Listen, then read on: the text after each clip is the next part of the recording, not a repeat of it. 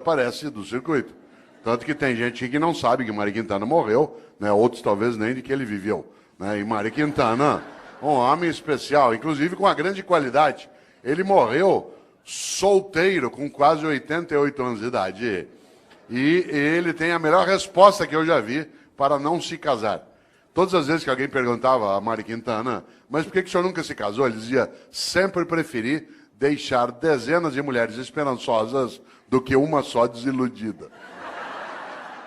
Que é um argumento ecológico, é um argumento que nos ajuda, né, a pensar um pouco. Pois bem, Mário Quintana tem uma trova especial. Ele disse, um dia pronto, me acabo. Seja o que tem de ser, morrer, que me importa, o diabo é deixar de viver. Olha só, um dia pronto, me acabo. Seja o que tem de ser, morrer, que me importa, o diabo é deixar de viver. E quando que você e eu deixamos de viver? Quando a gente tem uma vida pequena, banal, fútil, inútil, superficial. Afinal de contas, nós somos mortais. Isso significa que nós não temos a eternidade para ter uma obra que honre uma vida para que ela não se apequene. No livro Qual é a Tua Obra, aqui mencionado, que aliás dá título a esta palestra, eu menciono também, né, um autor britânico do século XIX, chamado Benjamin Disraeli. Benjamin Disraeli foi, inclusive, o primeiro-ministro da Rainha Vitória. Benjamin Disraeli diz o seguinte, a vida é muito curta para ser pequena. A vida é muito curta para ser pequena. Já basta que ela curta seja para que eu consiga apequená-la de algum modo. E quando a gente apequena uma vida que já é curta, quando a gente tem uma vida banal, fútil, inútil, superficial, morna. Interessante. Nós temos hoje aqui um grande grupo de homens e mulheres que no campo do município ou do estado atua na atividade pública, isto é servidor. É aquele ou aquela que tem uma capacidade imensa de fazer algo especial, ganhar a vida cuidando de vida. Você quer coisa mais honrosa do que ganhar a vida cuidando de vida, mas não da própria vida. Também da própria vida, mas do conjunto da vida numa comunidade, numa cidade, num estado. E nesta hora, quero lembrar algo. De fato, a vida é muito curta para ser pequena. Nós estamos quase terminando o mês de novembro. Esse mês teve, no dia 2, a lembrança por parte de uma parcela dos cristãos que criaram o seu dia de finados. O dia de finados tem uma finalidade, fazer com que você e eu nos lembremos de algo especial, que mortais somos. Aliás, você sabe que nós somos o único animal que é mortal. Porque embora todos os animais morram, nós somos o único que, além de morrer, sabe que vai morrer. Por exemplo, teu cachorro está dormindo sossegado agora. Teu gato está lá, numa boa. Você, desde que eu falei, está pensando. Por isso, nós não somos só mortais. Nós sabemos disso e o fazemos desse modo. Olha que coisa boa. Por isso, eu queria lembrar exatamente nessa direção. O dia 2 de novembro, para alguns, lembra exatamente a ideia de finados. E é interessante porque este mês, curiosamente, ele é o penúltimo mês do ano. Mas ele nem sempre foi assim. Olha que coisa. Aliás, se o teu filho te perguntar, por que o mês de novembro é o mês 11? O que o mês de dezembro é o mês 12? O que você vai responder? Talvez você não saiba, mas como lembrou o presidente, eu sei. Em compensação, tem muita coisa que você sabe e eu não sei. Muita coisa que você conhece eu não conheço. Sorte sua e sorte minha. Soubéssemos as mesmas coisas, nós íamos ficar nos repetindo. Ainda bem que você sabe uma coisa, eu sei outra, a gente troca e cresce. Vida é isso. É a capacidade de partilha. Parênteses, dentro do parênteses, partilha. Vida é partilha. Homens e mulheres que não sabem partilhar não têm uma vida que possa ser tão elevada. Afinal de contas, uma vida que tem abundância é aquela em que há partilha. Exemplo, nós nos aproximamos da lembrança do Natal para algumas pessoas. Uma mesa de Natal abundante não é aquela que tem muita comida, é aquela que tem partilha. Às vezes a única coisa que você tem sobre uma mesa de Natal é comida. E muita. E nenhuma partilha. Vida é partilha. Afinal de contas, é só lembrar algo decisivo. Vários de nós aqui, ou aqueles que nos assistem, quando mais jovens, tínhamos menos dinheiro, menos recurso financeiro. A sociedade brasileira era mais pobre do que ela é hoje. Vários dos nossos pais tiveram menos dinheiro do que nós. Vários dos nossos tínhamos menos recurso. O país ele foi elevando a nossa capacidade de renda. Claro que ainda longe daquilo que a gente deseja e merece, mas absolutamente superior ao que já tivemos há 40, 50 anos. Portanto, vou contar uma coisa que quem é jovem talvez não imagine. Vários de nós, quando mais jovens, a gente ia almoçar no domingo na casa de um irmão, do pai, da mãe, de um parente. Não tinha possibilidade de fazer um almoço se cada um não levasse alguma coisa. E aí vinha um milagre magnífico na vida. Cada um de nós levava um pouquinho. Mas na hora de ir embora, todo mundo levava mais do que tinha trazido. Esse é um milagre maravilhoso. Esse é um milagre da multiplicação. Olha que coisa. Cada um de nós levava só um pouquinho. Um frango, uma maionese, uma lasanha.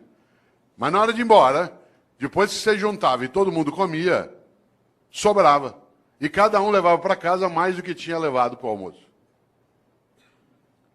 Nós temos essa condição em qualquer cidade, em qualquer comunidade, em qualquer família, no planeta. Claro. Nós só não o fazemos no dia a dia porque uma parcela ainda tem uma ética absolutamente individualista, exclusiva, malévola, deletéria, destrutiva, predatória. Aliás, alguns acham que a regra na vida é cada um por si, Deus por todos. Mahatma Gandhi nos alertou sobre isso. Ele disse um dia, olho por olho, uma hora acabamos todos sem enxergar. E essa é uma coisa séria. E aqui na sala, quem não enxerga sabe muito bem o impacto que tem, né, que não enxerga com os olhos, né, que enxerga com os ouvidos ou com os dedos. Sabe o impacto que isso tem, né, no nosso cotidiano. Por isso, cautela. A lógica do olho por olho, ela é arriscadíssima. E se a gente observa, nós temos uma coisa séria, né, que é a nossa incapacidade, às vezes, de pensar na nossa mortalidade. Por isso, volto. Por que o mês de novembro é o mês 11? Por que o mês de setembro é o mês 9? Talvez algumas pessoas não saibam, mas até o século I a.C., até o século I a.C., no mundo romano, o ano se iniciava em 1º de março. O ano se iniciava em 1º de março. O primeiro dia do ano era 1º de março. E o último era 28 de fevereiro. Por isso, quando o ano se iniciava em março, setembro era o mês 7. Outubro era o mês 8. Novembro era o mês 9. Foi Júlio César que alterou o calendário e colocou janeiro e fevereiro no início do ano, produzindo alguns distúrbios. Um deles que o segundo mês do ano passou a ser um mês mais curto. E antes ele era o último, servia para ajustar o calendário. O segundo distúrbio é que parte dos meses o nome perdeu o sentido. Novembro virou o mês 11. Olha quanta coisa inútil você não sabe. Mas eu sei. E eu partilho contigo, agora você sabe também. Olha que coisa boa. Pouco a pouco o mundo foi adotando o dia 1º de janeiro como o primeiro dia do ano. O único país do mundo em que o ano continua começando em março é o Brasil, né, que é um país clássico, né, um país clássico que não aceita essas modernidades de Júlio César. E para nós, não é março, ainda não começou. Né? Olha que coisa interessante. No entanto, no passado se usava o último dia do ano, que no caso era 28 de fevereiro, para pensar sobre a vida. Você sabe que a palavra fevereiro ela vem de uma divindade etrusca, o nome do mês, de uma divindade etrusca que é Februa. Februa é a divindade da purificação, da queima, da febre. Porque a febre, ela purifica.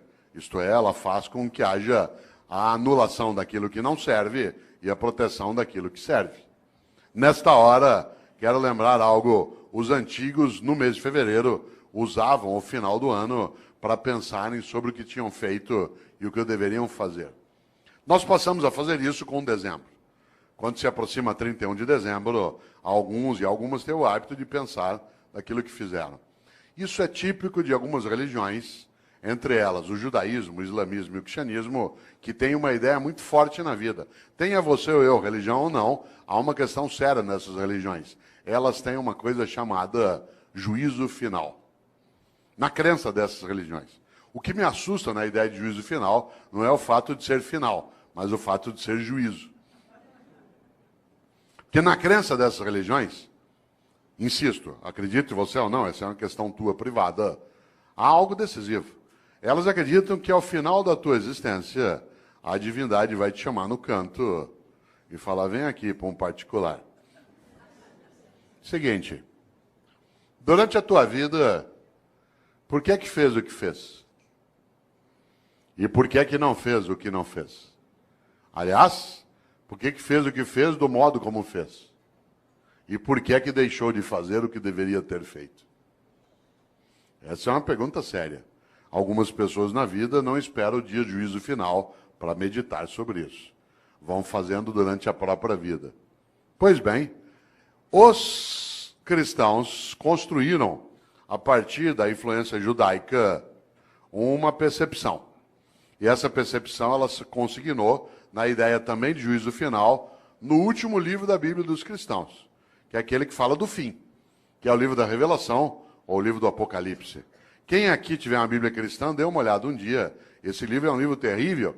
Ele não é terrível porque é horroroso, mas porque ele traz algumas coisas para meditar. E se você observa, lá no livro do Apocalipse, no capítulo 3, versículo 15 e 16, os cristãos escreveram: Deus vomitará os mornos. Deus vomitará os mornos. Aliás, a frase completa é: porque tu não és quente nem frio, hei de vomitar-te. Olha que frase forte. Conhece gente morna? Gente que não é quente nem fria. Gente que é mais ou menos. Que é quente ou frio não, que não cheira nem fede. Sabe gente morna? Morna no trabalho, morna na comunidade, morna na prefeitura, morna na câmara, morna na escola. Morna. Não é quente nem fria. Gente que não tem compromisso, que não cheira nem fede. Mais ou menos compromissado, mais ou menos competente, mais ou menos servidor, mais ou menos religioso, mais ou menos político. Mais ou menos. Sabe gente morna? Que não cheira nem fede. Deus vomitará os mornos. Sabe aquela pessoa que é morna? Morna no casamento. E aí, como é que está o casamento? Tá ruim com ele, pior sem ele. Morna na comunidade. E aí, como é que está o debate em Campinas sobre a política? Vamos levando, né? E aí, lá na prefeitura, vamos ver o que dá, né? E a escola, como é que tá? Não sei, vamos ver. Falta pouco para eu aposentar.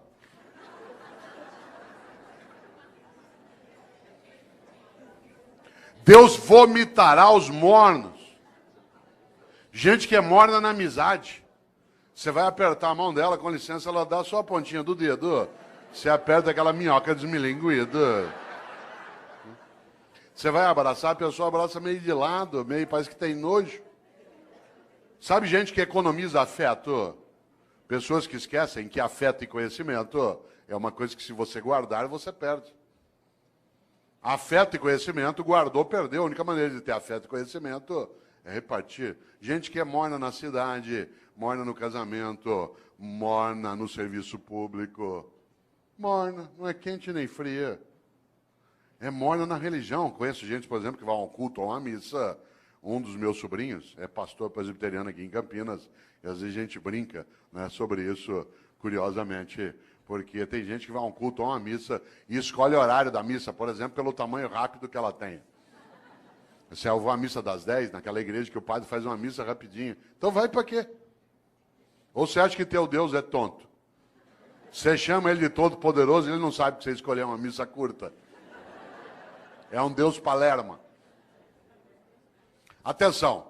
Deus vomitará os mornos. A vida é muito curta para ser pequena. Já basta que ela curta seja para que eu consiga apequená-la de algum modo. E quando é que você e eu apequenamos a vida? Como eu disse, quando ela é uma vida superficial, banal, fútil, inútil. Eu cortei ela no dia que eu me for. E eu me vou. E você também. Mas eu não quero ir. Eu quero ficar. Lamento. Só tem um jeito de ficar. Se você fizer falta. Eu tenho um livro chamado Viver em Paz para Morrer em Paz. E nesse livro eu faço uma pergunta na capa, que eu queria fazê-la aqui agora.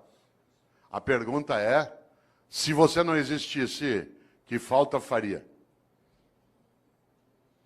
Não pense nisso numa sexta-noite após beber um pouco. Se você não existisse, que falta faria? Por exemplo, tem gente que faz uma falta imensa. Tem gente que faz uma falta imensa na tua vida. Alguém que te criou, alguém que te apoiou, alguém que estava contigo. E tem gente que não faz falta nenhuma. Teve gente que não vai poder ir ao teu Natal porque não está ou já morreu, vai fazer uma falta imensa. E tem gente que não vai e vai te dar uma alegria imensa. São aqueles que nos dão o agradável prazer da ausência delas. Já imaginou? Cuidado! Você sabe que morrer é ser esquecido. Você, quando faz falta, não é esquecido. Não é casual que no grego arcaico o verbo para morrer e o verbo para esquecer seja o mesmo, que é letos, de letal. Porque morrer é ser esquecido.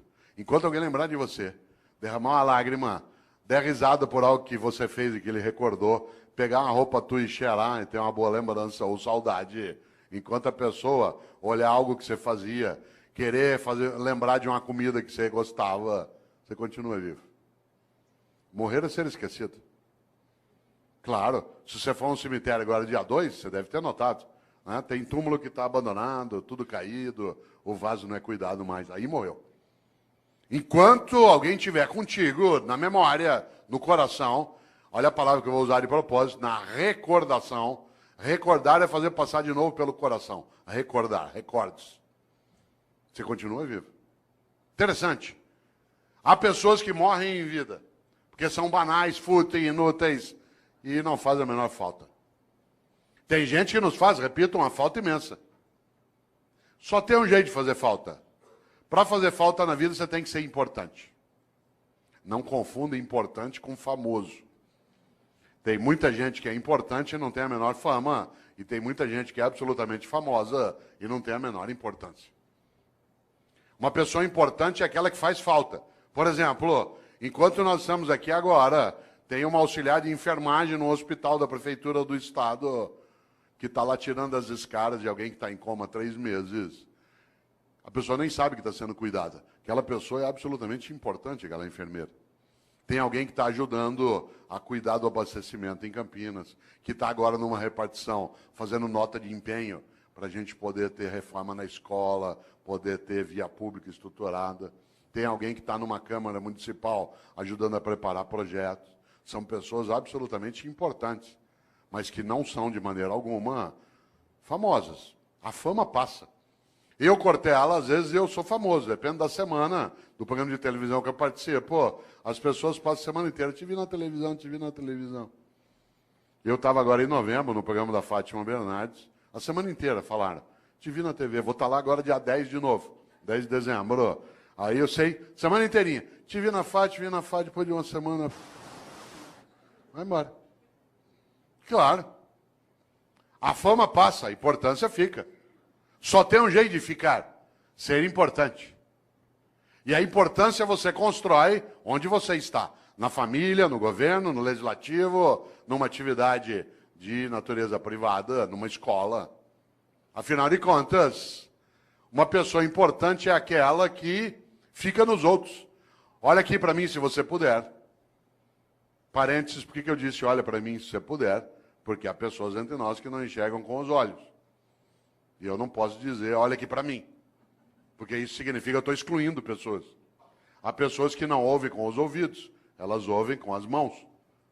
E por isso eu não posso, no meu cotidiano, esquecer disso. Porque, do contrário, eu acabo tendo uma obra que é parcial. Por isso, olha que interessante, volto a esse pedaço. O que é alguém que é importante? Olha para mim se você puder. É alguém que eu levo para dentro. O gesto que eu estou fazendo é da mão em direção ao peito. Que eu levo para dentro. Quando alguém te importa, porta para dentro, importar. Você se torna importante quando alguém te leva para dentro dela. Quanta gente é importante. Olha que coisa. Levou para dentro. Mário Quintana, um homem especial, um homem estupendo. Ele, inclusive, fez uma coisa que eu gosto demais. Ele, durante anos, trabalhou vários poemas que eu aprecio, mas houve uma coincidência entre mim e ele, que eu até conto no livro, que você estava me mostrando, o Viver em Paz para Morrer de Paz. Mário Quintana sempre me inspirou. E eu, Cortella, nascido em Londrina, até 10 anos de idade não havia televisão na minha cidade. Não havia TV. E por isso, à noite, eu ficava pensando.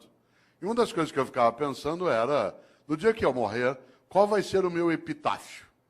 Isto é, o que eu quero que escreva no meu túmulo? Eu já tinha tendência à inutilidade filosófica, né? E eu ficava imaginando o que eu quero que escrevam no meu túmulo. Hoje eu não tenho mais essa questão, porque eu não quero mais ser sepultado. Eu quero ser cremado. Essa é uma decisão individual, mas eu acho a cremação mais ecológica, inclusive. Muito mais adequada. Há um impacto ambiental no sepultamento. Por exemplo, se chineses e indianos aderissem ao sepultamento, nós teríamos problemas sérios. A cidade de São Paulo, que é onde eu moro, tem o segundo maior cemitério do mundo, que é o cemitério da Vila Formosa. Tem 1,5 milhão de corpos sepultados lá. Você imagina o impacto disso no lençol freático, na proliferação de insetos, de roedores. É uma questão séria, mas é uma questão cultural séria. Eu, inclusive, quis debater na cidade de São Paulo o uso do crematório, porque São Paulo só tem um crematório, que é da Vila Alpina. E eu quis fazer uma campanha pela cremação na cidade de São Paulo, quando eu era secretário de Educação. Consegui, inclusive, o patrocínio da Caixa Econômica Federal para fazer cartaz, para debater, e só não fiz porque a prefeita, na época, que era Luiz Erundina, achou que a cidade não ia entender direito. Ela estava certa. Mas eu tinha feito um cartaz, que eu vou usar ainda, né? Vou usar, não deu. Era um cartaz que o patrocínio da Caixa para discutir cremação, escrito assim, vem para a caixinha você também. Certo? Mais claro, né? Mais claro, impossível. Eu, claro, hoje não quero mais ser sepultado, mas quando eu queria, eu ficava imaginando qual seria. Aliás, minha mãe, que é uma pessoa, como várias das mães de alguns aqui, absolutamente importante, mas não é famosa, ela é contrária à cremação. E como toda mãe, ela acha que ela é eterna. Porque ela não quer desistir de cuidar. Essa é a obra dela. E há uma coincidência gostosa em casa. Ela nasceu no dia 5 de março, e eu também. Eu nasci no dia do aniversário dela. Família organizada, faz planejamento estratégico, né? E uma coisa boa é que nós fazemos aniversário, claro, no mesmo dia, e acontece uma coisa evidente. A comemoração é sempre junto. E você sabe que aniversário a gente fala de vida e de morte, por causa da idade. E no aniversário que ela fazia 84 anos, o ano passado, né? Ela fazia 84 anos, nós estávamos em volta, netos, bisnetos, todo mundo ali, alguns dos meus filhos, e eu lembrei para um dos filhos algo na hora do almoço. Falei, vocês não esqueçam, né, que papai quer ser cremado, não quero ser sepultado. Minha mãe, aos 84 anos de idade, virou e falou assim, eu não vou deixar você ser cremado. Claro, é Highlander. Por quê? Por uma razão, quem ama não desiste. Quem ama não desiste. Quando você está começando a desistir de algo, é porque você está começando a deixar de amar. E é interessante, porque qual é a suposição? Que ela vai adiante e vai cuidando. Nessa hora, volta a um polo, nesse pedaço. Eu, em Londrina, um dia cheguei ao epitáfio que eu queria. Aí eu sosseguei. Encrenca. Há 8 anos eu fui a Porto Alegre, cidade a qual eu vou com frequência, e todas as vezes que eu lá vou, visito as coisas do Mário Quintana. Porque ele viveu 27 anos finais de vida num hotel no centro de Porto Alegre, que foi fechado, vendido, se transformou ali na Casa de Cultura Mário Quintana. E eu lá fui, como faço sempre, há 8 anos. E pela primeira vez, eu nunca tinha feito isso, não é proibido. O quarto em que ele viveu, ficou lá a escrivaninha dele, a mesa, né, o guarda-roupa, os livros dele. E aí eu cheguei lá e comecei a mexer no caderno do Mário Quintana. Não é proibido. De repente, quase caí sentado, porque ele houvera anotado no caderno qual era o epitáfio que ele queria para o túmulo dele. E eu quase caí sentado, porque ele tinha escolhido para o túmulo dele a mesma coisa que eu tinha escolhido para o meu. Claro que ele não copiou de mim. Né? Mas nós tivemos uma inspiração assemelhada. Sabe o que Mário Quintana mandou escrever no túmulo dele? A maior verdade que eu conheço. Ele mandou escrever no túmulo dele algo que parece piada, não é.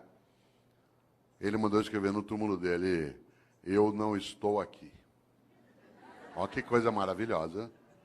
Eu não estou aqui. Eu não estou aqui. Onde está Mari Quintana? Em nós. Na amizade que repartiu, na solidariedade que ofereceu, na felicidade que construiu, na solidariedade que protegeu, na sexualidade que assumiu, na religiosidade que praticou. Onde está Mari Quintana? Em nós. Por isso, a vida é muito curta para ser pequena. E eu, Cortella, no dia que eu me for, e eu me vou, e você também, eu quero ficar. Só tem um jeito de ficar, na minha obra. Porque eu sou mortal, mas eu não preciso ser inútil. A minha mortalidade é presente, mas a minha vida não precisa ser desperdiçada. Por isso, lembra esse fato. No dia que eu me for, eu quero ficar. Só tem um jeito de ficar, nas outras pessoas. Eu sou professor há 40 anos. Parte da minha obra é exatamente isso. Alguns aqui são servidores públicos há 15, 20 anos. A tua obra é aquilo que você faz no dia a dia para ajudar a proteger essa comunidade. Outros trabalham em tribunais de conta. A tua obra é exatamente a cuidar daquilo que é o recurso público, da lisura da vida, da capacidade da decência. Alguns atuam no legislativo, outros no executivo, outros atuam no executivo dentro da atividade docente, né, dentro de uma escola, outros no hospital, outros num conselho, outros cuidam de família. Qual é a finalidade? Não ser inútil. É interessante isso, porque se você observa, de fato, volto eu e insisto, a vida é muito curta para ser pequena. E nesta hora, uma das coisas que dá inutilidade, superficialidade a uma vida é aquela em que a pessoa não percebe e nem pensa qual é a obra que ela tem. Eu, no livro Qual é a Tua Obra, conto uma experiência relacionada a serviço público meu direto. Eu, quando era secretário de Educação na capital, percebi um dia uma coisa muito interessante. Todas as vezes que um secretário vai visitar uma escola, e secretário de Educação visita escola todo dia. Quem que ia comigo? Quem que ia comigo? O meu assessor. Quem ia comigo no Opala, na época? De chapa dourada, junto com a segurança. Entrava na escola, tinha banda, tinha salgadinho, a gente era levado para a sala da diretoria, as crianças cantavam a Aquarela do Toquinho. Eu tenho trauma até hoje, de tanto ouvir a Aquarela do Toquinho. Dava 2, 3 vezes por dia. Um dia eu falei isso pro Toquinho, eu falei, Toquinho, eu adoro tua música, mas eu tenho trauma dessa. Quem que ia comigo? A pessoa já convertida. Isto é, aquela que era do projeto político, que tinha entrado no mandato. E, portanto, já estava previamente convencida de qual era a finalidade do que se fazia. Quem é que não entendia direito o que fazia? O servidor do dia a dia. Isto é, no andar que eu era secretário, lá no fundo tinha uma cozinha, onde ficava Dona Maria, sim, uma pessoa real, que fazia café o dia inteiro para servir no gabinete do secretário. Porque a gente vai recebendo pessoas e tomando café. No mesmo andar, lá no fundo, ficava um rapaz que tirava cópia xerográfica. No andar de baixo ficava a contabilidade, onde se fazia a nota de empenho. Sabe o que a Dona Maria achava que ela fazia na Secretaria de Educação? Café. Sabe o que o rapaz que tirava cópia xerográfica achava que fazia na Secretaria de Educação? Tirava cópia xerográfica. A moça que fazia nota de empenho achava que o trabalho dela era fazer nota de empenho. O que ela não tinha visão? Da obra. E por isso eles estavam na rotina do dia a dia. A rotina. Não havia um entusiasmo. Um dia eu decidi mudar essa lógica. E decidi que, em vez de ir comigo visitar a escola, com banda, com merenda, com criança, com tudo, em vez de ir quem já estava convertido, era melhor levar pessoas do dia a dia da secretaria. E aí eu passei a avisar. Quem vai comigo agora nas visitas vai ser o pessoal do dia a dia do gabinete, que tem as várias atividades. A primeira que foi comigo foi Dona Maria. Com uma novidade. Primeiro andar no carro do secretário. Segundo, no banco de trás. Terceiro, joelho com joelho. Com batedores da Polícia Militar na frente, como é na capital às vezes, ou da Guarda Metropolitana. E ao chegar na escola comigo, não só privar de uma conversa, que não tinha que ser comigo, eu estou falando da simbologia da autoridade. Né? Chegar lá na escola, em vez dela ir fazer o café e servir, ela ia ser servida. E ela entrava e via a banda, e via as crianças, e via a reforma da escola. Vocês não fazem ideia. Quando a Dona Maria voltou, a partir dali era outra Dona Maria. De repente ela entendeu uma coisa, que o que ela fazia na Secretaria de Educação não era café, era educação. E aquilo que ela fazia, que o jeito dela de fazer educação era fazer café, virava escola, criança, cidadão atendido. No dia seguinte, ela viu o rapaz do Xerox que passava o dia inteiro naquela máquina fazendo aquele gesto. E ele ficou boquiaberto, porque ele não fazia ideia que o que ele fazia não era tirar cópia, o que ele fazia era educação escolar. E o jeito dele fazer educação escolar era nos ajudar, tirando cópias. Vocês precisam ver a moça, né, que fazia nota de empenho. Ela imaginava que a tarefa dela era passar o dia ali fazendo nota de empenho. Quando ela viu que as notas de empenho viravam reforma, criança, comunidade, criança brincando, estudando, ela ficou boquiaberta. O que ela não tinha entendido? O propósito. O propósito, isto é, qual era a obra dela? A obra não era fazer nota de empenho, era construir educação escolar numa comunidade, usar os recursos de maneira adequada para elevar a vida. A partir dali, tanto faz quem era o governo. Porque, de maneira geral, o funcionário do dia a dia, ele não adere a projetos de governo, porque o governo é eventual. Mas quando ele tem clareza da obra, que ele vê, por exemplo, que uma Câmara Municipal está sendo reestruturada para que ela tenha maior capacidade de servir a população e honrar o recurso, tanto faz quem é o presidente.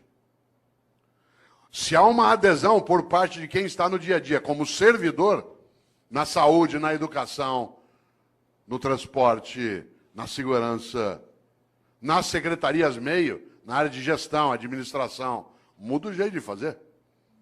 Aliás, aconteceu comigo uma coisa, eu vou contar, não quero que pareça arrogância nem autoelevação, mas ela é muito bonita. Você sabe que quando o governo vai terminando, as pessoas à sua volta, que são da máquina, vão rareando, porque ele não é maluco.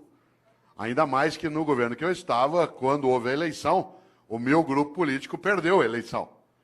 E outro grupo, o adversário, venceu a eleição. Isso significa que os últimos 2 meses de governo era já com a possibilidade de entrar quem era contrário a quem estava saindo. Vocês imaginem, se bobear, não chega nem café. Que é uma questão de sobrevivência da máquina. Ela não se compromete, às vezes, com quem está saindo, porque ela vai passar 4 anos com quem está chegando. Pois bem, isso não aconteceu conosco. E não é porque éramos nós, e nem porque as pessoas aderiam ao tipo de projeto político que se tinha, mas eles começaram a entender aquilo que era o projeto de cidadania, do qual ele estava envolvido, que independia do governo eventual que estava ali. A tal ponto que aconteceu uma coisa curiosa. Quando, da posse do novo governo, eu fui dar posse ao novo secretário. Estava ele e todo o staff dele aqui. E nós estávamos saindo lá de cá. E o auditório lotado, na época era na Avenida Paulista, lotado de servidores que estavam ali para a posse de quem chegava e a despedida de quem partia. Pois bem, aconteceu uma coisa que até hoje eu me arrepio de lembrar, e não tem a ver só comigo, tem a ver com o projeto em geral. Na hora que eu terminei a minha fala e transmiti o cargo, é a hora de quem perdeu sair e honrar aqueles que vão comemorar a vitória e o governo deles. E, portanto, eu me levantei e toda a minha assessoria, como se levantou junto. Claro. E aí eu fui saindo. Quando eu fui saindo, todos os servidores levantaram e fizeram um corredor polonês.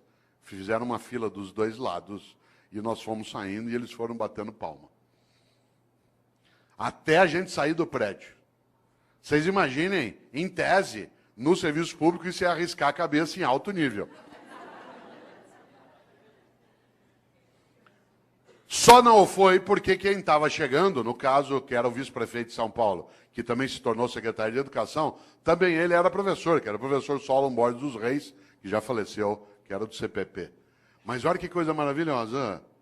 Eu estou falando isso não para exaltar a nós, inclusive porque uma parte das pessoas não tinha nenhum vínculo ideológico, ou nenhuma simpatia, né, pelo grupo político, mas ele tinha porque ele percebeu algo decisivo, que era a obra.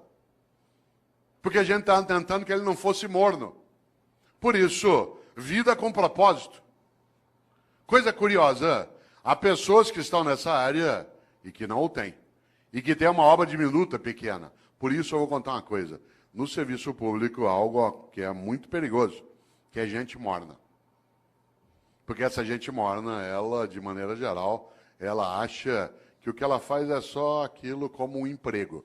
Você sabe disso. Na área privada também isso acontece, mas na área pública há uma destinação diferente, que é a própria atividade pública em si. Por exemplo, tem uma coisa que é muito perigosa. Na minha área, que é a educação escolar, vou contar uma coisa que quem é professor aqui, ou professor, sabe. Tem gente que atua no ensino público e no ensino privado. E se comporta de um jeito no ensino privado e de outro no ensino público. No ensino privado, participa das reuniões, das atividades. No ensino público, tira todas as licenças, vê tudo que pode. Aliás, tem gente que atua em ensino público e despreza a escola pública. Despreza. Ameaça o filho com a escola pública. Você não está estudando, você vai ver, vou te pôr numa escola pública, você vai ter que conviver com aquela ralé. Essa pessoa tem que ser decente e ir embora. Porque é absolutamente nojento que alguém afira, aliás, os rendimentos da área pública e não respeite a área pública. É absolutamente nojento receber aquilo que se tem sem que se respeite quem paga. É absolutamente nojento imaginar que se possa ganhar o sustento em algo que se despreza. Isso é comum. Isso é comum, inclusive, a pessoas que no dia a dia, você sabe, eles argumentam que ele vai ser mais ou menos, também pelo salário que me pagam. Você já imaginou esse princípio aplicado ao corpo de bombeiros? Tua casa está pegando fogo, já apagaram a sala, a cozinha. De repente você olha, o bombeiro está enrolando as mangueiras, guardando. Fala, onde você vai? Ué, 5 horas, é o meu horário. Então, mas está pegando fogo lá. Não, mas ó, é o meu horário, me paga até essa hora. Já imaginou um cirurgião no hospital fazendo uma sutura de apêndice? Tem que dar 20 pontos na sutura, ali no teu ponto de Mark Barnes, para poder fechar direitinho, porque não tem equipamento para fazer laparoscopia. O que ele faz? No 8º ponto, fala, vou parar aqui mesmo, pelo que me pagam. 8 pontos tá bom já. Você já imaginou? Você sabe que há pessoas que se conduzem desse modo no cotidiano. Obviamente que eu não estou falando de trabalhar sem remuneração, estou falando de outra coisa. Da capacidade de entender o quanto que a vida é muito curta para ser pequena. E algumas pessoas se apequenam no modo como se relacionam na atividade que desenvolvem. Por isso, volto eu aqui a uma questão, você que ainda tem um tempo de desespero até 11 horas. Qual é a tua obra? Quando você se for, e você se vai, e eu também, o que vai ficar? O que vai ficar que não estrague, não apodreça? E repito, não seja objeto de disputa odiosa. Isto é, o que você e eu fazemos que honra nossa própria existência? Interessante. Uma das coisas mais marcantes quando se pensa em gestão e liderança é gerir para elevar a vida coletiva. Atuar de maneira que não seja cínica. Ética não é cosmética. Ética não é cosmética, não é uma coisa de fachada.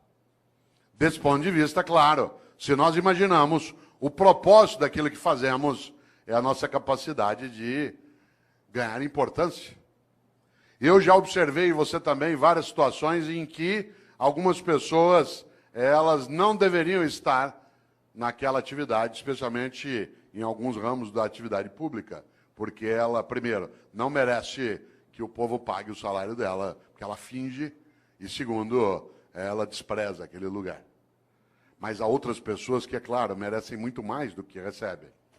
Há outras pessoas que, de fato, têm que ser honradas no dia a dia, na atividade pública, mas nem sempre. Afinal de contas, como você bem lembra, há uma coisa aí que é decisiva, que marca, inclusive, nossa percepção. A ideia que se tem até, né, e que não pode, de maneira alguma, ser deixada de lado de pessoas que não querem se apequenar. Curioso.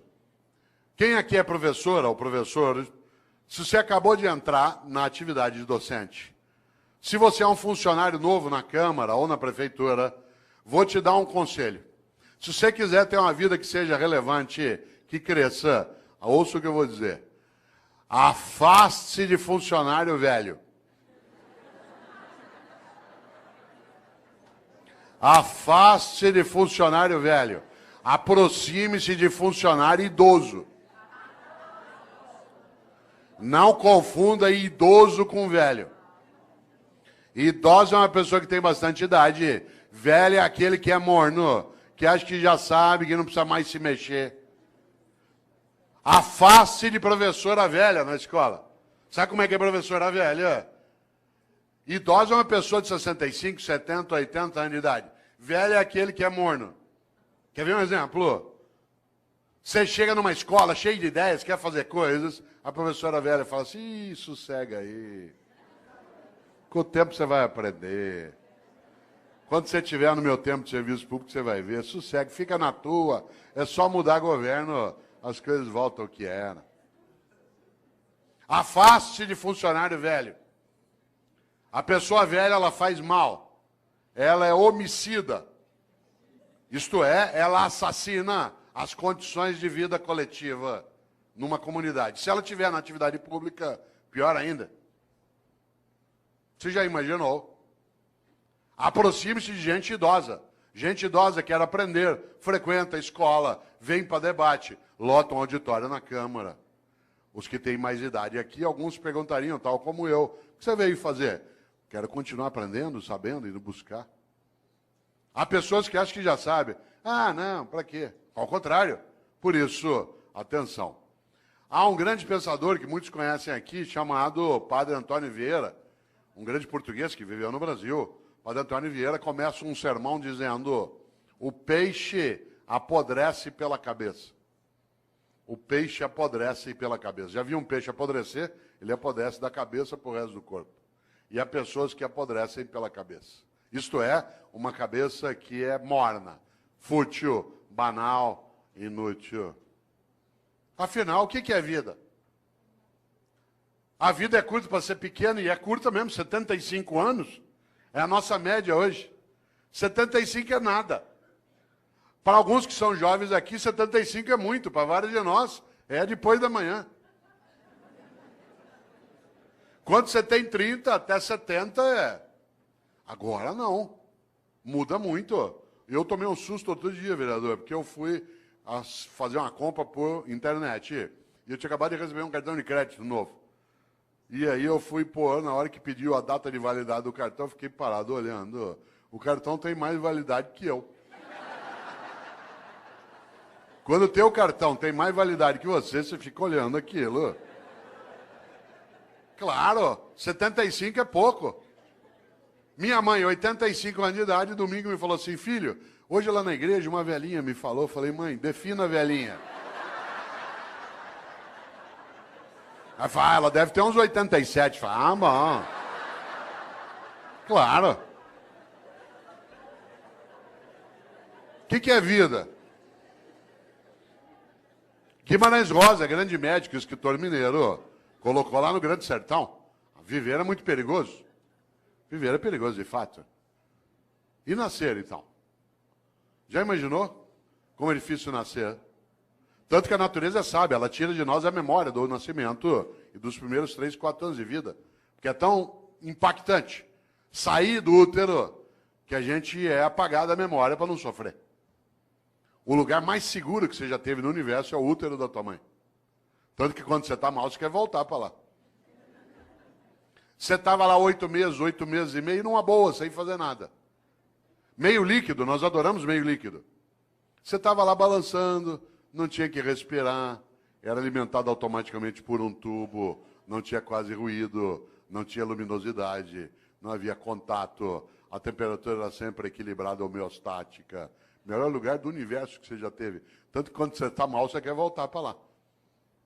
Você perdeu um amigo, perdeu alguém, perdeu um amor, você quer ficar no escuro, deitado, com o joelho em direção ao peito.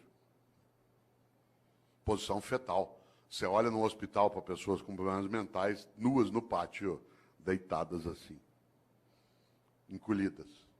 Claro, você estava lá numa boa, sossegado. De repente, depois de 8 meses e meio, esvaziou o líquido. E você começou a sentir contrações à tua volta. E foi escorregando, escorregando, escorregando. E alguém te segurou. E você sentiu contato pela primeira vez. Te ergueu, tirou do útero. Tinha luz no ambiente. O ruído aumentou, mudou a temperatura. E a pessoa te ergueu, te deu um tapa na bunda. E aí você fez o primeiro gesto fora do útero, que é... Porque o último vai ser... Entre a primeira vez que você faz e a última que você faz, tem vida. Por isso que é bom não desperdiçar isso. E tem gente que desperdiça humilhando pessoas, sendo hipócrita, fingindo, desviando. Olha só. E ainda tem uma encrenca, dura só 75 anos. Divididos do seguinte modo: do 0 aos 25 você está se montando. Tua estrutura física, psíquica, relacional, cognitiva, reprodutiva. Dos 25 aos 50, você está reproduzindo outros humanos e trabalhando em alta intensidade. E dos 50 aos 75, você se prepara para o desembarque. Do 0 aos 25 monta, dos 50 aos 75 desmonta. Não ria. Vocês vão chegar lá. Quem está nessa fase como eu, você sabe que você está nela, porque cada dia no teu café da manhã tem menos comida e mais caixinha de remédio. Você vai atravessar aqui a avenida, você fica em dúvida, você corre e tem um infarto no meio. Ou seja, o que Deus quiser. Olha só, quem diria? Você sabe que você está nessa fase quando cada dia você tem menos bíceps e mais pânceps. Né? Mulheres não riam. Nessa fase vocês vão ser atingidos em cheio pela lei da gravidade. Tudo vai apontar em direção ao solo. E você vai ter que escorar com veneno botulímico, você vai ver. Você vai entrar na fase que a gente chama de California Dreams, que é The Mamas and the Papas, certo? Você ri? Pois morre. Claro, pode morrer professor, doutor, titular como eu, pode morrer prefeito pode morrer empresário, pode morrer diretor de departamento, pode morrer, tudo faz. Ou tem uma vida que não seja banal, inútil, fútil. Ou, para quê? E aí nós temos uma encrenca, nós vivemos só 75 anos e ainda somos um animal que dorme demais. Eu conheço gente que dorme 8 horas. Você pegar alguém que durma 8 horas, por exemplo, num dia de 24 horas, ele dorme 1/3 do dia. Numa vida de 75 anos, dá 25 anos dormindo. Aliás, tem gente que você encontra na segunda-feira, obrigado. Fala assim, aí, o que você fez no fim de semana? Aproveitei e dormi direto. Tô louco para chegar ao feriado para eu dormir uma semana, obrigado. Chama-se animal racional, olha só. Nós não somos só um animal que dorme demais, nós somos um animal que come demais. Cada um de nós come, de acordo com a FAO, a área da ONU que cuida de alimentos, 1,5 kg por dia de alimentos. 1,5 kg dia de sólidos, líquidos e gasosos. 1,5 kg, não é tanto. Por exemplo, você já comeu hoje, vai comer daqui a pouco, depois toma um lanche, uma latinha de refrigerante de 300 ml tem 300 gramas. Hoje até 11 da noite você já comeu mais do que 1,5 kg. Como tem fome no planeta, alguns de nós comemos mais do que isso para dar essa média. 1,5 kg. Ao final de uma vida de 75 anos, 1,5 kg dia dá 42 toneladas de alimentos. 1,5 kg vezes 75 anos. Enquanto você estiver vivo, você vai deglutir 42 toneladas de alimentos do planeta. Claro, nós somos um animal que não tem só sistema digestório, nós temos sistema excretório também. E por isso, para o planeta não sair do eixo, a lei de Lavoisier tem que imperar. Cada um de nós também libera diariamente 1,5 kg de dejetos, sólidos, líquidos e gasosos. O que ao final de uma vida dá 42 toneladas de excrementos. Quando você se for, o planeta não será mais o mesmo. Você terá deglutido 42 toneladas dele e deixará como herança às próximas gerações 42 toneladas de excrementos. Qual é a tua obra?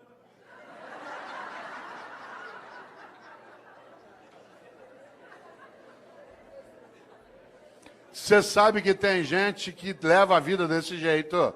Ela destrói o ambiente, humilha pessoas, furta, desvia, finge, só para poder dormir mais do que necessita, comer e excretar em banheiros especiais. Esse é o reino da mediocridade. As revistas que mais vendem são as que mostram chiques e famosos nas suas camas, nas suas mesas e nos seus banheiros. Os programas de TV que mais fazem sucesso são os que mostram pessoas trancadas numa casa ou numa fazenda, comendo, bebendo e excretando pelos 7 ou 8 orifícios que tem. Reino da mediocridade. Tem gente que diz que não tem 1 hora por dia para brincar com o filho, para ver lua junto, para fazer uma oração, para estudar. Mas tem 1 hora por dia, sabe para quê? Para ficar parado vendo gente comendo, bebendo e excretando. É tão forte isso que qualidade de vida para nós hoje, o que é? Cada um tem um quarto com banheiro. O anúncio não é que você vai ter qualidade de vida numa casa que tem uma cozinha grande com uma mesa comprida, onde todo mundo vai ficar em volta. Não, é cada um ter um banheiro. É vida privada, isso é subir na vida. Cada um poder ter um banheiro dentro de casa. Você já imaginou? Não é o lugar da partilha, da convivência. Isso é um risco. Claro. Já pensou? Depois morre. Se bobear, não fará falta. Interessante.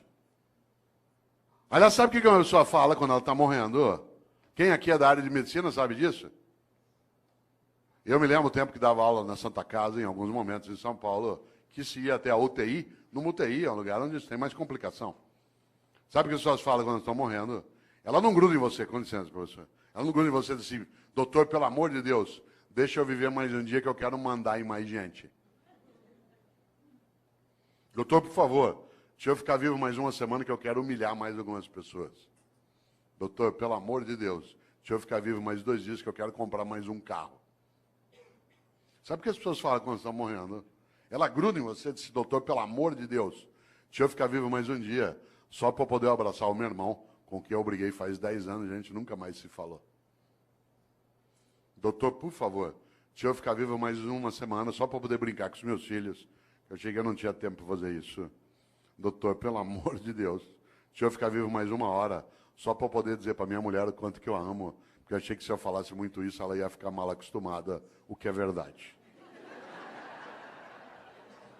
Sabe do que as pessoas falam na hora da partida? Daquilo que importa na travessia. E como disse um dia o grande Guimarães Rosa, o importante não é chegar nem partir, é a travessia. E a travessia você faz com outros e outras. Por isso, qual é a tua obra? Minha obra não é ser imortal, coisa que não sou, mas é ser eterno. E eu não sou eterno do ponto de vista religioso, eu sou na obra que deixo, naquilo que ajudei a fazer naquela cidade, naquela família, naquela repartição, naquela secretaria, naquele legislativo. Algo que no dia que eu partir, e eu partirei, e você também, que eu não tenha medo de me perguntarem por que fiz o que fiz. Você já imaginou? Essa é uma das coisas mais fortes. Agora eu vou te contar uma coisa. Aproveitando que você ainda tem quase 26 minutos de desespero. Muita gente não quer nem saber dessas questões. Sabe por quê? Porque ela quer viver de maneira automática, robótica. Para que pensar sobre isso? Para que pensar sobre a obra? Ao contrário, quando a gente encontra num dia como hoje, Um auditório na nossa Câmara Municipal, pleno de homens e mulheres, para pensar coisas desse tipo, é sinal que a gente tem alternativas boas. Isso é um belo sinal daquilo que a gente precisa e precisa fazer. Nesta hora, volta a um polo. Há pessoas que envelhecem a cabeça, a prática, a percepção. Ela não frequenta uma escola porque ela acha que já sabe. Nem uma escola de governo, nem uma escola do legislativo. Gente velha acha que já está pronta. Isso é um perigo. Um dos meus filhos, o André, que tem 37 anos, ele até faz o prefácio de um livro meu, chamado Não Nascemos Prontos. O André, quando ele tinha 18 anos, um dia ele estava fechado no quarto dele em casa, em São Paulo, ouvindo rap. Eu gosto de rap, mas não é qualquer rap que eu gosto. E eu estava na sala em casa ouvindo ópera. Eu gosto de ópera, mas não é qualquer ópera que eu gosto. Música boa para mim é aquela que me emociona.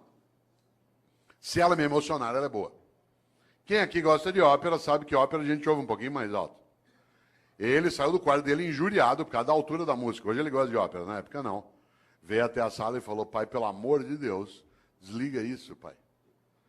Aliás, eu estava ouvindo uma área do Puccini, que é maravilhosa, que eu não posso cantar aqui porque ela é para soprano, chamada Mio Babino Caro, meu papaizinho querido, que é magnífica. A Maria Callas a gravou um dia. Pena que eu não posso cantá-la aqui, né, por ser para soprano, mas talvez você a conheça. Eu até dou risada, porque tem gente que coloca essa área na igreja em cerimônia de casamento, na hora da bênção das alianças. Eu falei isso outro dia aqui em Campinas. E é curioso, porque ou a pessoa não entende ópera, ou ela entende muito de casamento, porque a área fala de uma menina que vai se matar.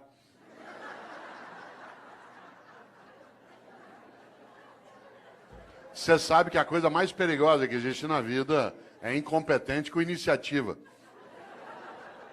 Incompetente com iniciativa é um perigo numa secretaria, num centro cirúrgico, num fogão, no volante de um ônibus, numa sala de aula. Você já pensou? Aliás, deixa eu ver se eu tenho. Olha que coisa interessante. Mio Babino Caro, meu papaizinho querido, né, que é exatamente do grande, do especial Puccini. E é gostoso porque talvez aqui nessa sala tenha gente que tenha colocado essa música até um dia no casamento. Não vou. Se você fez isso, fique tranquila e quietinha. Quer ver? Ó, vamos ver se tem. Olha que bonito. Quer ver? Ó.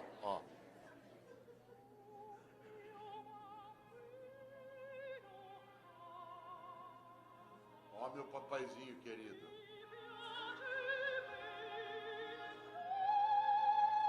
Tenha piedade de mim.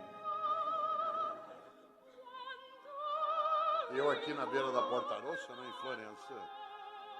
Ou se eu me dar esse anel de noivado, eu me mato. E a pessoa põe na hora da bênção das alianças. Deve ser premonição. Eu ouvindo ópera, ele ouvindo rap, ele saiu do carro e falou, pai, pelo amor de Deus, desliga isso, pai. Hoje ele gosta de ópera. Falei, André, que pena, você aos 18 anos de idade já está ficando vítima da indigência mental. Você aos 18 anos de idade fechou tua cabeça para aquilo que é diferente do que você já conhece. Você aos 18 anos de idade acha que o único modo de fazer as coisas é como você já fazia. Você aos 18 anos de idade ficou impermeável à renovação do teu conhecimento. Você aos 18 anos de idade acha que a única trilha a ser caminhada é aquela que você já caminhou. Você aos 18 anos de idade está ficando refém da pobreza das ideias. Ele falou, pai, você está ficando louco. Eu falei, André, eu estou ficando louco, você está ficando velho. Insisto, não confunda idoso com velho. Idoso é uma pessoa que tem bastante idade. Velho é aquele que acha que já faz o que pode. Por isso, cuidado na atividade de gestão, na área pública, na área privada, mas essencialmente na área pública, no executivo, no legislativo.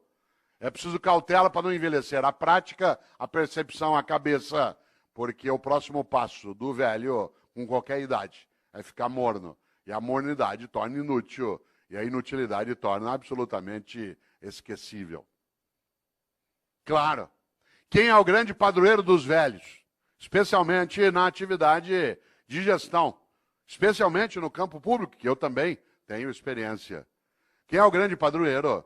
Não são grandes homens e mulheres que lutaram para a vida ter mais sentido. Sabe quem é o grande inspirador de gente velha? De gente que é morna? É o Mendes Sá. Lembra do Mendes Sá?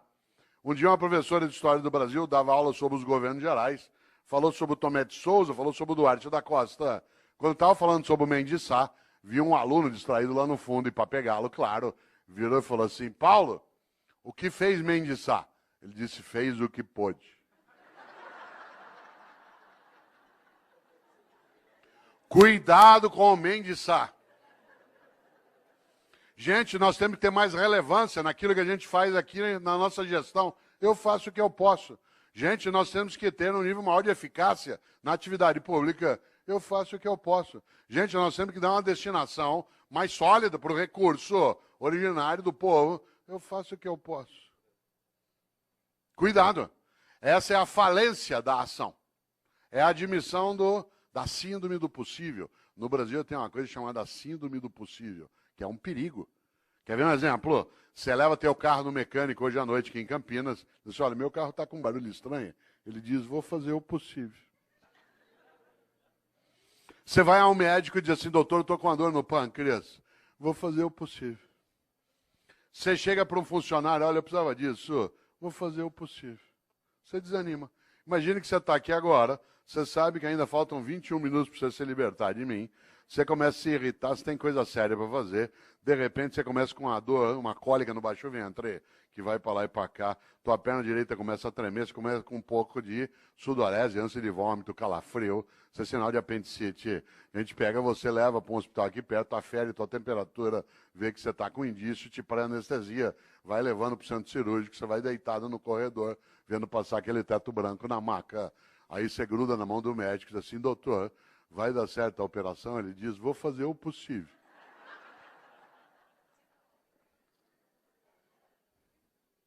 Você quer ficar ali mesmo.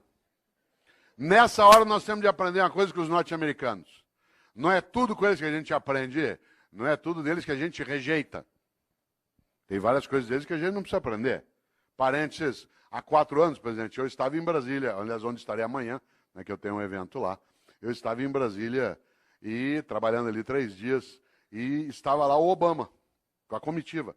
Por coincidência, eu fiquei no mesmo hotel que a comitiva do Obama, exceto ele. Durante 3 dias, toda hora que eu entrava, eu era barrado e revistado pela segurança norte-americana. 3 dias sendo revistado. No terceiro, não aguentei. Cheguei para o chefe da segurança norte-americana e falei o seguinte, eu sou brasileiro. Eu vou te contar uma coisa. Nós nunca demos um tiro num presidente nosso. Por que eu ia querer dar no teu? Certo? Nós nunca. O único presidente nosso que morreu a bala, ele deu o tiro nele mesmo.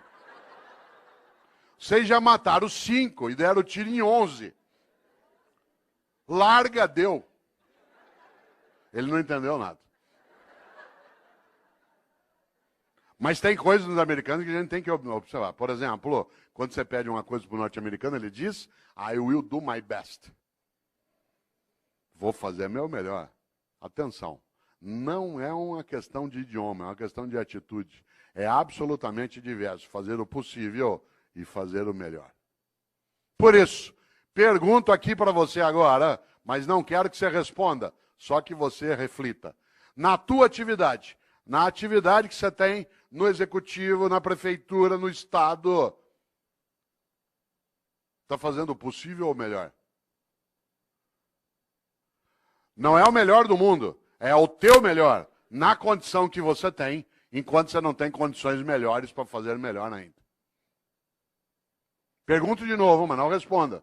Está fazendo o possível ou o melhor?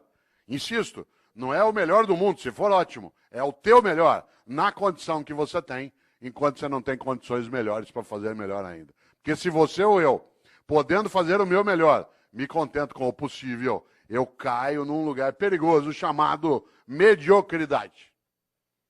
Uma pessoa medíocre é aquela que é morna, que está na média, que não é quente nem fria.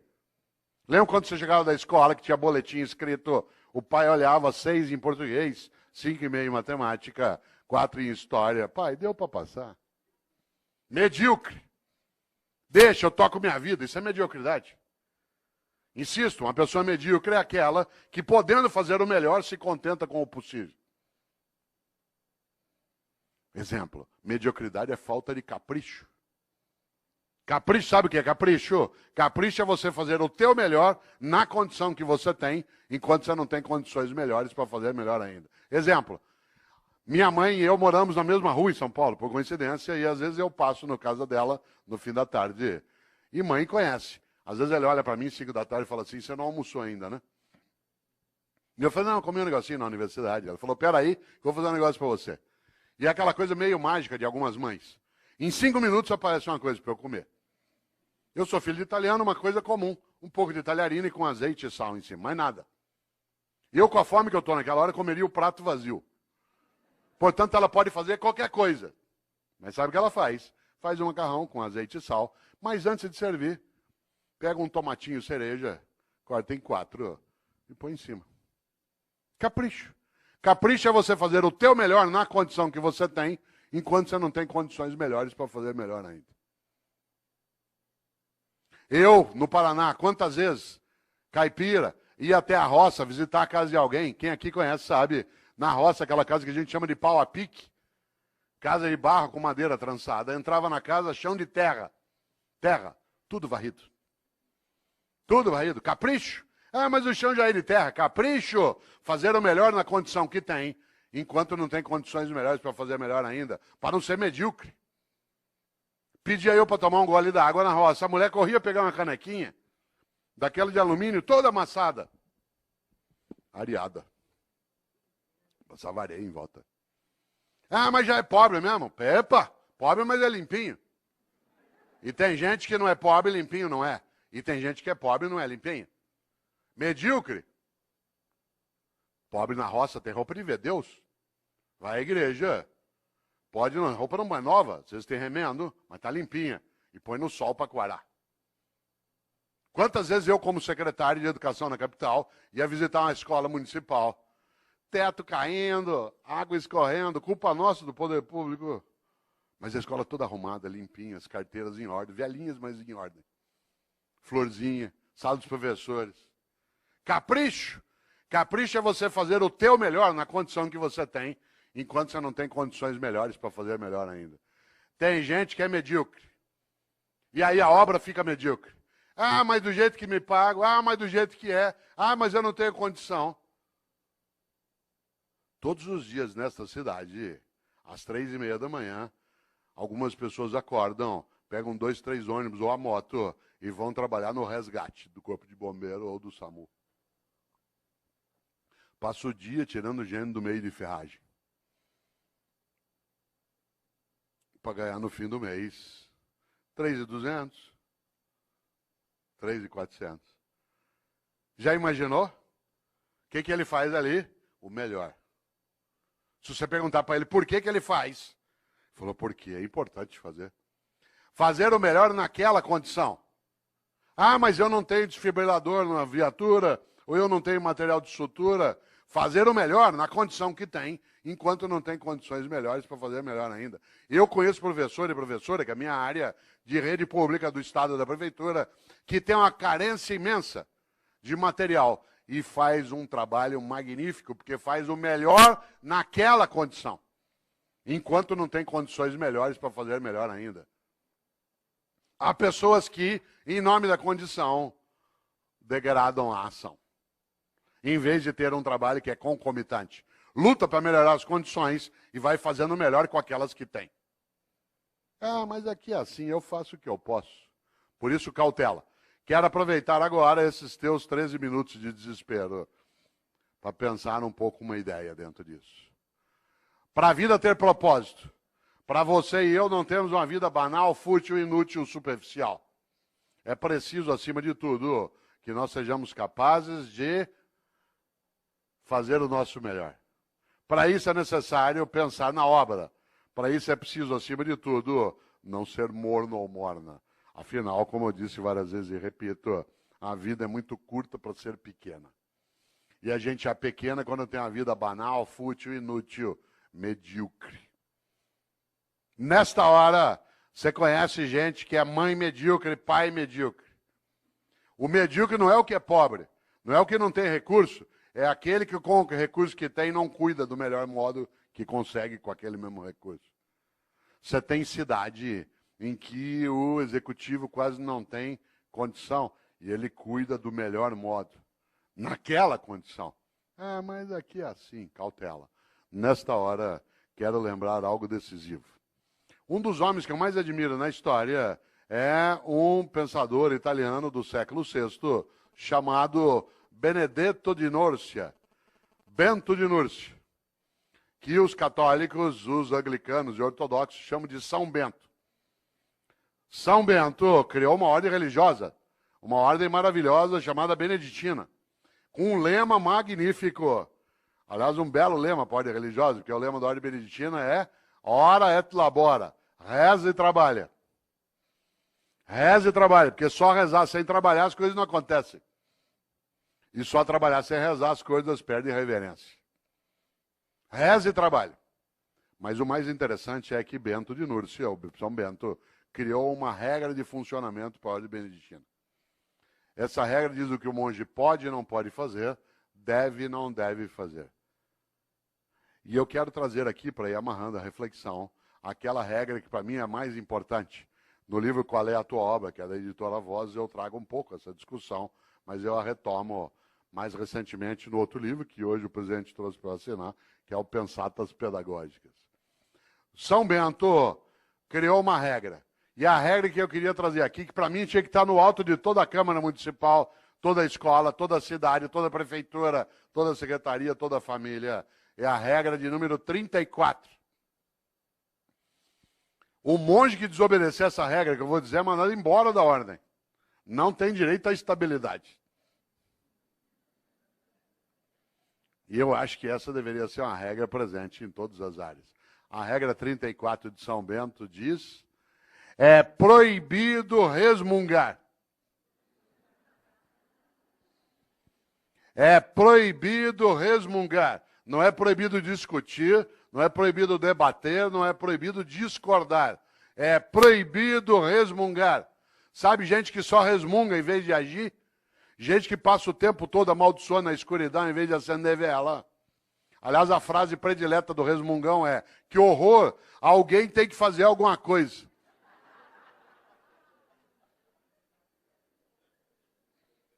É proibido resmungar. Não é proibido discutir, debater e discordar. Mas o resmungão é medíocre. Aliás, todo resmungão é vagabundo. Toda resmungona é vagabunda. E a melhor maneira de não precisar fazer nada é acreditar que nada pode ser feito. Por isso, todo vagabundo e toda vagabunda tem uma característica: é pessimista. Aliás, é tão vagabundo que nem chama a si mesmo de pessimista, chama de realista. Porque a melhor maneira de não precisar se mexer é achar que não há nada que vale mexer.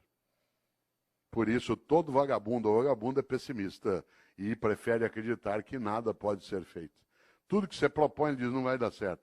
Vamos fazer uma escola legislativa e não funciona. Vamos fazer uma escola de governo, para quê? Vamos mexer na organização da Câmara, vamos estruturar um tribunal de contas no Estado que cada vez mais possa dar decência ao recurso coletivo. Isso aqui no Brasil. Opa! O pessimista é, acima de tudo, alguém que se aproxima do bandido. Não por escolha, mas por omissão. Como diz uma antiga frase, os ausentes nunca têm razão. Vamos fazer uma palestra para discutir qual é a tua obra e isso não funciona, não vem ninguém. Ó. O que faz o otimista? Tem uma encrenca. O otimista tem que ir atrás, juntar, procurar, chorar, se arrepender, querer largar. Falou, eu vou largar isso, eu vou sair disso aqui. Para quê? Não funciona. Mas o pessimista, ele tem uma coisa. Ele não tem esforço nenhum a fazer. Aliás, o pessimista, você já notou, a única coisa que ele faz é sentar e esperar dar errado. Aí você fala assim, mas não está dando errado. Ele fala, espera que você vai ver. O otimista tem que estudar, fazer curso, ir atrás, se arrepender, querer largar, juntar com o outro, voltar e repensar, chorar de vez em quando. Mas o otimista tem uma grande vantagem. A vida dele não é pequena. Pode até ser curta. Mas olha só, para quê? Não vai funcionar. Para quê? Ó, por isso, atenção, agora que você ainda tem 7 minutos. É proibido resmungar. Não é, repito, proibido discordar, debater. Resmungar, sim. Nós vivemos em 2014 no Brasil uma coisa belíssima. Um debate sério, em vários momentos, em outros nem tanto. Numa eleição, nós não estamos habituados a debater. A tal ponto que metade quase tentou matar a outra metade. Porque ele não está habituado ao debate no dia a dia. E nós estamos aprendendo a fazer. Mas nós tivemos coisas que são maravilhosas. São 7 eleições em seguida, num país de 514 anos, primeira vez. Bom demais, democracia é uma coisa que a gente constrói junto. Democracia não é ausência de ordem, é ausência de opressão. Claro que a ordem tem que existir. Democracia não é ausência de ordem, é ausência de opressão. Nesta hora, o que diz o pessimista? Ah, isso não vai funcionar. Olha só. O que faz o otimista? Junta, volta, vai outra vez, se arrepende, se candidata, não quer mais. Acha que esse chefe vai liquidar, resiste mais um pouco, vou esperar, quem sabe ele morre. Ué, a natureza também nos ajuda em algumas coisas. O que eu quero dizer com isso? Qual é a tua obra? Quando você se for, e você se vai, e eu também, o que vai ficar? Eu tenho certeza, você não quer ser medíocre, nem eu. A gente não quer ter como nosso patrono Mendes Sá. Eu faço o que eu posso. A gente não quer envelhecer a cabeça, a prática, a percepção, a própria vida. O que a gente quer? Fazer o melhor na condição que a gente tem, enquanto a gente não tem condições melhores para fazer melhor ainda. Diz, mas Cortella dá na mesa, sabe por quê? Porque tanto faz se eu faço o melhor ou não. Não vai acontecer nada. Essa é a hora que é necessário lembrar exatamente que é proibido resmungar. Você só terá uma coisa a ganhar se você não for medíocre. Uma vida que não seja fútil, inútil, banal. Afinal de contas, independentemente de existir ou não, um juízo, essa é uma questão individual, vale algo decisivo. De novo, Mário Quintana. Um dia pronto, me acabo. Seja o que tem de ser. Morrer que me importa. O diabo é deixar de viver. Aliás, outro gaúcho, Aparício Torelli, que apelidou a si mesmo de Barão de Itararé, tem uma frase que parece óbvia, não é? Ele dizia, a única coisa que você leva da vida é a vida que você leva. A única coisa que você leva da vida é a vida que você leva. Mas eu queria lembrar, para ir amarrando, algo especial. Um grande homem estupendo, chamado Albert Schweitzer. Um homem que, inclusive, tem influência sobre a cidade de Campinas, porque pessoas que dirigem aqui, o Boldrini, estudaram com Schweitzer e o conheceram também. Schweitzer foi um grande professor e um grande médico. Aliás, ele foi o Nobel da Paz, de 1952. Schweitzer, quando tinha 30 anos de idade, achou que como professor era pouco, que ele queria ser mais importante, não famoso, mais importante. E ele decidiu aos 30 anos de idade fazer medicina. E aí ele foi embora. E 7 anos estudando medicina. Formou-se, sabe o que ele fez? Foi embora para a África, lá para o Gabão. E ficou 50 anos no Gabão, meio século, colocando a vida dele a serviço dos outros. Aliás, no dia que ele morreu, tem uma coisa curiosa. O corpo do Albert Schweitzer está sepultado na Europa, mas o coração está no Gabão. Porque quando ele morreu, o povo do Gabão quis o coração dele, fisicamente. Está sepultado lá no Gabão. Schweitzer, tem uma frase para você e eu não esquecemos, e é a penúltima que direi. Disse Schweitzer um dia, a tragédia não é quando um homem morre. A tragédia é aquilo que morre dentro de um homem enquanto ele ainda está vivo. Olha só, a tragédia não é quando um homem morre. A tragédia é aquilo que morre dentro de um homem enquanto ele ainda está vivo. E o que não pode morrer? A dignidade de uma vida que não seja banal, fútil, inútil, superficial. Mas queria lembrar algo, que aliás é a última frase do livro Qual é a Tua Obra? Onde está essa reflexão que aqui fiz. que é uma frase de um francês, que é François Rabelais. Foi monge beneditino. Um homem do século XVI, para quem gosta de literatura renascentista, escreveu Garganto, a Pantagruel. O especial François Rabelais tem uma frase que eu vou dizer 2 vezes. Ele disse: conheço muitos que não puderam quando deviam, porque não quiseram quando podiam. Digo de novo. Conheço muitos que não puderam quando deviam, porque não quiseram quando podiam. A gente quer, pode e deve. Isso significa que a gente consolida algo que é a nossa capacidade de obra. E agora quero concluir lembrando algo. Dizendo a quem chegou de pouco depois que eu não abriria um debate em função do número de pessoas e porque era uma reflexão, mas agradecendo imensamente tantos homens e mulheres que aqui vieram hoje para a gente pensar um pouco como elevar a nossa vida, que já é curta, mas que não precisa ser pequena de modo algum. E que cada um e cada uma de nós saiba, no seu dia a dia, a importância de fazer o melhor, em vez de se contentar com o possível. Afinal de contas, é isso que nos levará a ser importantes, a sermos levados para dentro. Por isso, quero terminar com uma frase de alguém que eu acho especial, que é Chico Xavier. Eu não sou espírita, não tenho nenhuma crença reencarnacionista, mas acho Chico Xavier um homem santo. Aliás, se eu tivesse alguma autoridade sobre os católicos, ia pedir para nomeá-lo santo, de tão importante. Ele passou a vida, em vez de resmungar, tentando serenar as pessoas, fazendo o que podia, que era o melhor dele na condição que tinha. Chico Xavier, como sabe aqui os espíritas, tem uma frase que serve para você e para mim, porque alguns dizem assim, mas Cortella, agora é tarde.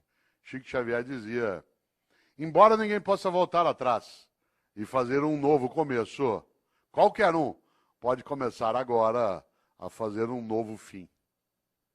Olha só, embora ninguém possa voltar atrás e fazer um novo começo, qualquer um pode começar agora a fazer um novo fim. Por isso, lembro eu aqui para fechar, você e eu temos sim de construir uma vida que nos torne importantes. E quando a pergunta vier, se você não existisse, que falta faria ter clareza da resposta? Termino de vez, já disse isso 2 vezes, mas está lá, 11 horas. Termino de vez me despedindo também, agradecendo, cumprimentando o presidente da Câmara, me despedindo com um cumprimento árabe. Eu sou casado com um árabe, com uma mulher árabe, né? E os árabes, quem aqui é árabe sabe, os árabes se despedem, tem a ver com a palestra, de um jeito especial. Ele aperta a mão, presidente, e diz, vida longa e morte rápida. Oh, isso é uma coisa funda, olha só. Vida longa e morte rápida. Viva bastante, mas quando for a tua hora, se for a tua hora, que seja de imediato. Esse é um desejo fortíssimo. Vida longa e morte rápida. Obrigado.